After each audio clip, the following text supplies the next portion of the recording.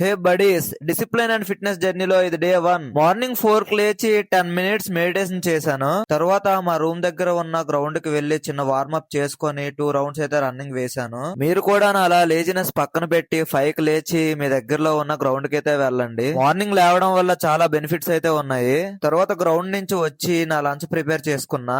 అటు ఇటు తిరుగుతూ నా బ్రేక్ఫాస్ట్ అయితే కంప్లీట్ చేసుకున్నా. ఈ లోపు కాలేజ్ కి టైం అయిందని కాలేజ్ కి రెడీ అయిపోయా. ఈ సిమ్ మొత్తం మాకు మార్నింగ్ 8 కే కాలేజ్. మరి ఏం చేస్తాం, అటెండెన్స్ కోసమైనా వెళ్ళాలి. ఆఫ్టర్నూన్ మాకు ప్లేస్మెంట్ టెస్ట్ కండక్ట్ చేశారు. మేమైతే చైర్స్ తో చాలా ఫన్ చేసాము. ఎగ్జామ్ చాలా ఇంపార్టెంట్.